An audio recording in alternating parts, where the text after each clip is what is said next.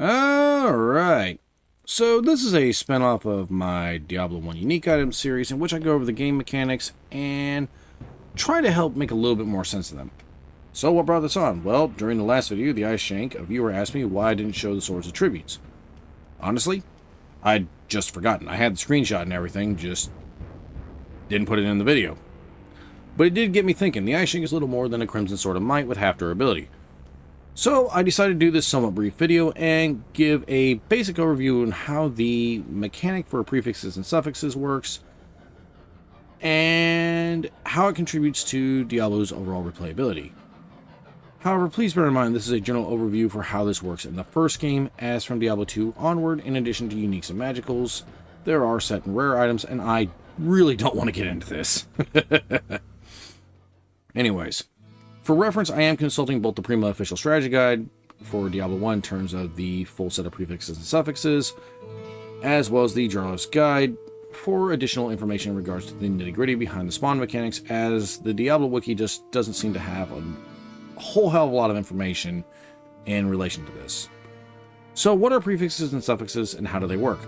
Well, the bare bones version, we'll be getting into some of the finer details shortly, is that they are essentially titles. This is the best way I can describe them, that give an idea of just how potent the enchantment is on the piece of equipment at work. Or in question, sorry. English. For example, a Sword of Strength will grant anywhere between 10 to 20 fire resistance and plus 1 to 5 in strength. This is not a bad item by any means, but finding the aforementioned Crimson Sword of Might, which offers 20 to 40 fire resistance and 6 to 10 in strength, it's a more potent version of these particular enchantments, and probably it's going to be a better sword overall because of whatever it spawns in as. Now, as for the finer details, prefixes seem to affect substats, armor, hit points, damage, resistances, along with occasionally offering a little something extra, such as extra charges for magical weapons or adding spell levels. Suffixes, on the other hand, are a bit more varied in what they do. In addition to some of these boosting hit points, and only hit points, actually no, they also boost mana now that I think about it, they also boost your primary stats, strength, vitality, magic, dexterity, and occasionally add a little something extra, such as lightning or fire damage, health on hit, that sort of thing. Something I do need to point out is that not all of these are beneficials. Prefixes like 10 or weak offer some nasty penalties to your attack rating, and suffixes such as atrophy and of the fool offer penalties to dexterity and magic. I'm not listing them all here, but suffice it to say there's just enough out there to screw you over. Remember those identify scrolls you could find early on and that would save you money, or that 100 gold you had to spend on Dickard to get them to identify it? Yeah, fuck you. You're at 99 gold and or an identify scroll. And they can only be sold for 1 gold. 1 gold. These items are worthless even if they do have a positive stat stacked with them. I've seen it, and I've even seen these having double negatives stacked. While I'm kind of glad they got rid of these in the second game, I do feel like something was lost overall, because it kind of lost a little bit of that D&D feeling. Anyways, so how are these generated? Well, like any item in the game, they're pretty much ranked by quality level, which, a quick refresher on how item quality works, this is determined by player level, dungeon depth, and monster type. All these add together and give you a chance of how likely you are to find it. Shops use something similar, but this is related more towards your dungeon level and character level than anything else. There is actually a more detailed formula for it, but I'm not getting into the exact details, as we'll be here for another 20 minutes while I'm babbling on like an idiot. I'll throw a link to Draw's guide in the description below if you're curious.